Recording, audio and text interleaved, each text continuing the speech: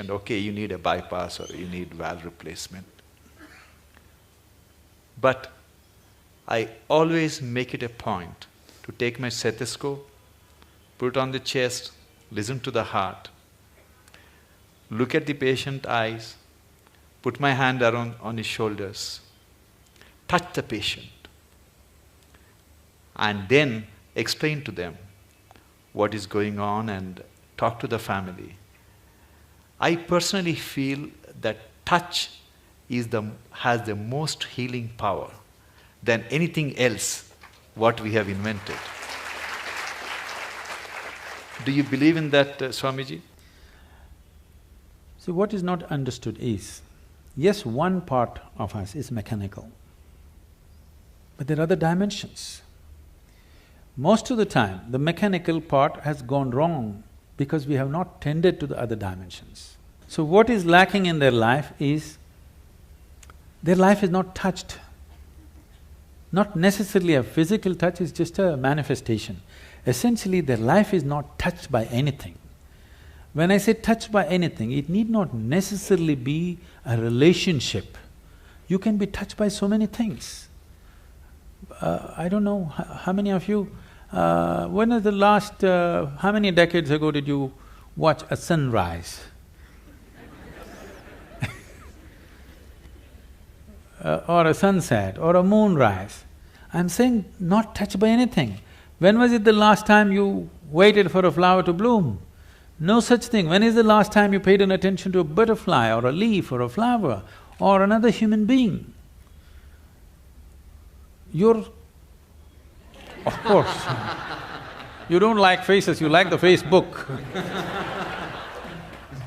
I'm saying contact with life, whether it's human, animal, plant life or just elements around you, just that.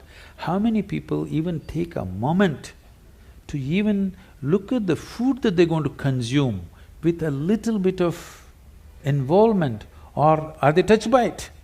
No.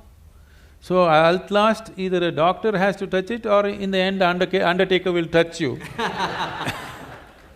You know, somebody will touch you, things gone bad, somebody has to touch you.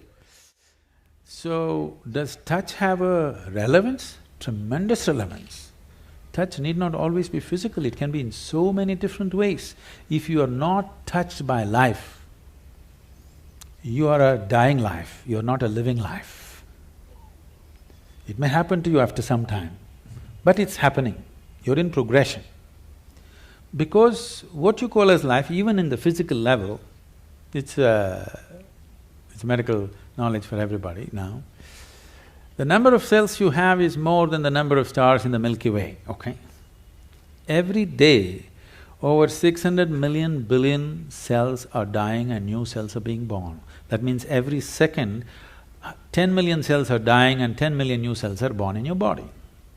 If you just leave the old guys, if you just take charge of this new 10 million cells every second that's coming up in your body, if you structure them properly, create them properly, if you have some say in how they will happen, if you have some influence as to how these fresh cells are born, your heart should be fixed, your brain should be fixed, everything should be fixed.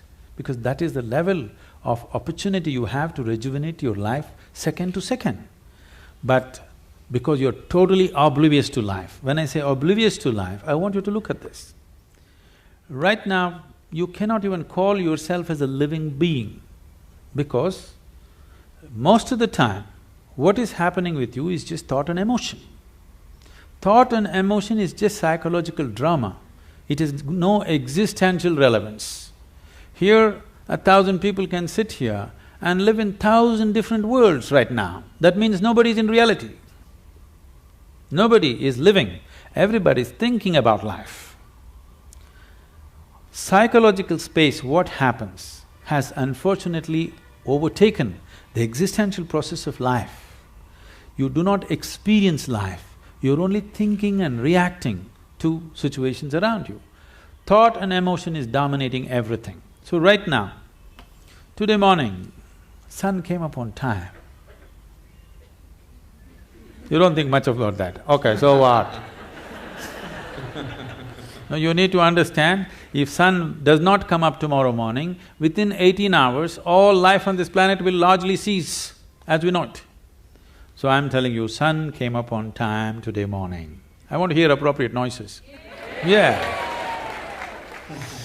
None of the planets in this solar system collided today. In the whole universe, no accidents. In this endless cosmos, no accidents, everything going right. But you have one nasty little thought crawling in your head and it's a bad day. I'm saying you completely lost perspective with life. You lost perspective as to who you are. It's a kind of madness.